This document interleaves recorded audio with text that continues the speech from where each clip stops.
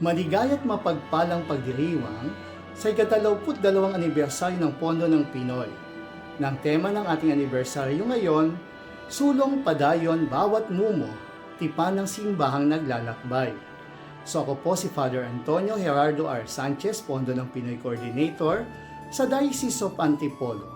Bilang Coordinator ng Pondo ng Pinoy sa Diocese ng Antipolo, naging isang makabuluhang bahagi ng aking ministeryo ang pagsusulong ng misyon ng Pondo ng Pinoy sa aking parokya sa San Antonio de Padua Parish, Taytay, Rizal, at gayon din sa Diocese of Antipolo. Sa aking paglalakbay nakita ko kung paano ang maliliit na ambag ng mga mananampalataya ay nagiging malaking tulong para sa mga mahihirap at higit na nangangailangan. Ang aking tungkulin ay hindi lamang mag-organisa ng mga programa at gawain kundi hikayatin din ang mga tao na isabuhay ang spirituality ng Pondo ng Pinoy, yung pagbabahagi, malasakit at pakikiisa sa programa ng simbahan na tulungan lalo na yung higit na nangangailangan. Ito nga yung Pondo ng Pinoy slogan, anumang magaling, kahit maliit, basta malimit, ay patungong langit. Lubos ako nagpapasalamat na naging bahagi ako ng misyong ito. Ang karanasang ito ay magpapatibay sa aking paniniwala na ang bawat mumong inialay ng may pagmamahal ay nagiging instrumento ng Diyos upang maipadama ang kanyang habag at pagmamahal sa kapwa. Bilang coordinator ng Pondo ng Pinoy sa Diocese ng Antipolo, isa din sa pinakamahalagang karanasan ko ay ang masaksihan kung paano ang maliliit na handog ng mga tao ay nagiging malaking biyaya para sa mga nangangailangan. Nakapagbigay ito sa akin ng mas malalim na pangunawa sa himala ng pagbabahagi at pakikiisa. Halimbawa sa aming diocese, nakalikom kami ng 1.5 million pesos mula sa 81 parishes. Yan ay mula sa Mumo o Barya. Halimbawa din sa aking parokya, nakapagtatag ako ng scholarship program itong 2024 and 2025 na mayroon kaming 20 scholars at binibigyan namin sila ng 2,000 per month. So, kailangan namin ng 40,000 per month para masuportahan ng 20 scholars. At sa panimula, inikayat ko ang aking mga parishioners, gayon din ng church workers na mag-pledge sila kahit magkano, kahit maliit. At nakalikom kami na mahigit kalating milyon simula ng pondo para sa mga scholars namin.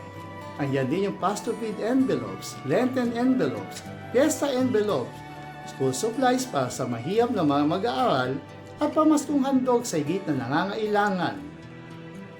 Nakalikom kami na mahigit 100 to 200,000 pesos para suporta ng mga programang ito mula sa maliliit na handog ng marami kong parishioners.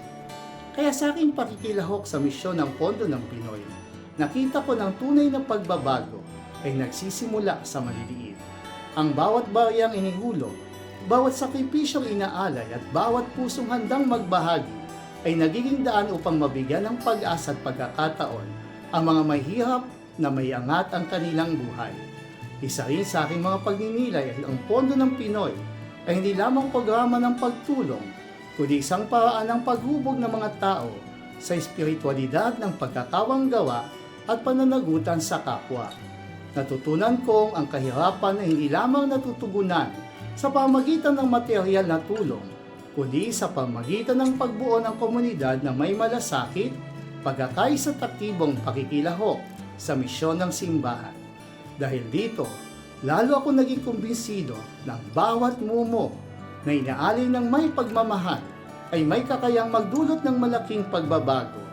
Ang misyon ng Pondo ng Pinoy ay patuloy na nagpapaalala sa akin na ang Diyos ay kumikilos sa pamagitan ng kabutihan at pagkakaisa ng kanyang mga mananampalataya upang may hatid ang pag-asa sa mahigit na nangangailangan.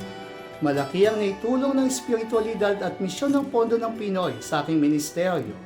Pananampalataya paglilingkod bilang pare sa pamagitan ng simpleng panawagang magtabi ng mumo para sa kapwa. Mas lalo kong naunawaan ang tunay na pagmamahal sa Diyos ay naipapakita sa konkretong pagmamalasakit sa mga dukha at higit na nangangailangan. Bilang pari, tinulungan ako ng Pondo ng Pinoy na makita ang kahalagahan ng pakikibahagi ng bawat isa sa misyon ng simbahan Hindi lamang ito tungkol sa pagbibigay ng tulong pinansyal, kundi tungkol sa paghubog ng puso tungo sa pagkakawang gawa, pananagutan at pakikisa sa kapwa. Ang bawat mumong inialay naging tanda ng pananampalatayang sinasabuhay at ng pagmamahal na binabahagi sa komunidad.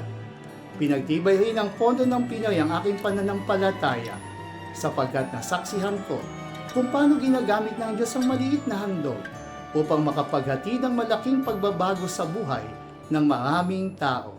Ang mga kanasang ito ay nagpapaalala sa akin na sa kaharian ng Diyos, walang maliit na sakripisyo kapag ito inaalay ng may pagmamahal at pananampalataya. Sa pagdiriwang ng ika-21 anibersaryo ng Pondo ng Pinoy, taos puso kong binabati ang lahat ng mga naging bahagi ng misyong ito, ang mga tagapagtaguyod, mga obispo, pareliyoso, at lahat ng mga mananampalataya na patuloy nagbibigay ng mumo.